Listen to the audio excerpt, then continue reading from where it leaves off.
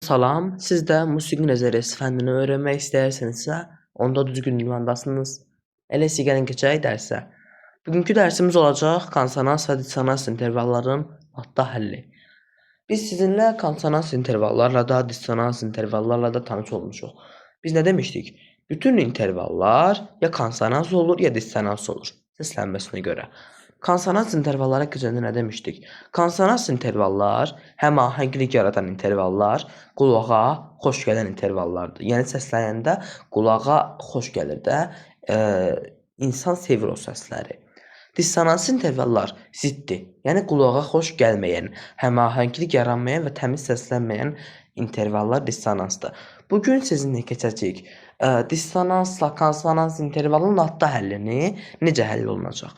Deməli, interval götürürük, bir dənə interval. Bu intervalın ya əsası, ya zirvəsi, ya sabit, ya qeyri-sabit olur. Məsələn, intervalın əsası keçmişikdə əsası haradır, zirvəsi haradır. İntervalın əsası birinci səsdir, zirvəsi də yəni qurduğumuz sonuncu səs. Məsələn, əsası sabit olur, qeyri-sabit olur və yaxud da zirvəsi sabit olur, qeyri-sabit olur. Bu latdan asılıdır. İntervalın iki səslilərdə intervallar bilirsiniz də, yəqin bunu keçmişəm intervalları mən. Musiqidə iki səslilərdən başlayır da hər şey. İki səsli olanlar, yəni iki səsin birlikdə ardıcıl səslənməsi adlanır iki səslilər. Yəni iki səslilər demirik buna, intervallar deyirik. Üç səsin birlikdə səslənməsi üç səslilər adlanır. Dörd səsin birlikdə səslənməsi septakorlar. Beş səsli də var, o çox istifadə edilmir. Non-akkord deyilir ona. Onu da keçəcəyik. Non intervalla qurulur. Deməli, laddan asılı dediyim kimi, intervalın hər iki səsi ladın sabit səslərindən ibarətdir. Həmişə ibarət olmur. Məsələn, sabitdən ibarət olsa, bu interval sabit adlanır. Sabit intervaldır, kamil konsonanslar adlanır. Keçmişdik, yadınızdadır. İndi ladda həllini keçirik, daha aydın, dəqiq öyrənirik də. Konsonans və dissonans intervalları tamamən bitiririk. Yəni dərinliyini də öyrənirik. Deməli, intervallarda biz ladı keçəndə də demişdik ki, qeyri-sabit səslər sabit səslərlə həll olunur. Sabit pillələr, qeyri-sabit pillələr. Keçmişdik ya sizinlə. Tonika, alta parçton, üsta parçton, subdomedian, tadomedian və s. bunlar 7 pillə. Bunlardan hansılar sabit idi? 1, 3, 5-ci pillələr sabit, 2, 4, 6, 7-ci pillələr qeyri-sabit idi. Qeyri-sabit səslər həmişə sabit səslərə həll olunur. Buna görə də dissonans intervallar həmişə konsonanslara həll olunur. Yəni, ladda həll olunur. Yəni, ladın tərkibində həll olunurlar. Ladda intervalın bir ya da iki səsi qeyri-sabitdirsə, bu intervallar natamam, yəni qeyri-sabit konsonansdır. Baxın, iki səsi də sabitdirsə, kamil konsonans, iki səsi də qeyri-sabitdirsə, natamam konsonans, yəni qeyri-sabit konsonans adlanır.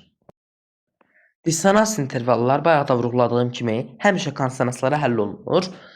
İndi bu dissonans intervalının həlli zamanı bu lada əsasən səslərin ikisi də ya qeyri-sabit ya da iki səsdən biri sabit, digəri qeyri-sabit olmasından asılıdır. Baxın, ya ikisi də qeyri-sabit olmalıdır, ya da iki səsdən biri sabit, biri qeyri-sabit olmalıdır. Yəni, bu asılılıq yaradır. Bunlar asılıdır bir-birindən. Ladda həll qanunu var. Necə deyirik qanunu? Qeyri-sabit səslər sabit səsləri keçir. Buna həll olunma deyilir. Vurğuladım bayaq ki, qeyri-sabit səslər pillələri də keçəndə demişdik. Qeyri-sabitlər sabitlərə həll olunur. Bunu necə yadda saxlayın? Dissonans intervallar qulağa xoş gəlməyən, yəni qeyri sözlə yadda saxlayın. Yəni, qeyri-sabit pillə sabit pilləyə həll olunur. Dissonans da ki, qulağa xoş gəlməyən də, yəni qeyri xoş gəlməyən qeyri olur da. Anladınız? Dissonans intervallar həmahənglik yaratmır. Yəni qeyridirlər, zidddirlər. Bu qeyri-sabitlər də sabit pillələrə həll olunur. Amma sabit pillələr konsonanslardır. Bunlar həll olunur bir-birinə. Belə yadda saxlayın. Yəni də ki, elə qayda kimi də yadda saxlaya bilərsiniz də, yəni eyni mənaya gəlir. Qeyri-sabit intervallar bunlar da necə əldə edərsiniz, onun yerləşdiyi tananlığı təyin etmək lazımdır. Əsərin tananlığını tapmaq lazımdır. İlk öncə açar işarəsinin qabağına baxırsınız, işarəsinə, bir də ən sondakı nota baxırsınız da. Demişdim də mən sizə əsərin tananlığının tapılmasına. Dərs kimi keçməmişəm, o yox idi. Kitabda yox idi, ona görə keçmədim. İzah eləyərəm o mövzunu da mən sizə. İndi yerləşdiyi tananlığı, yəni əsərin tananlığı tapmasaq da olar. Siz təkcə o ladın yerləşdiyi tananlığı təyin etsəz yetərlidir. İndi əgər səslərin hər ikisi qeyri-sabitdirsə, bu zaman ikisi də hərəkətdə olur və ladın sabit səslərinə keçərək həll edilir. Əgər səslərdən biri qeyri-sabitdirsə, digəri sabitdirsə, onda bu sabit səs saxlanılır, qeyri-sabit səs hərəkətdə olaraq sabit səsə həll edilir.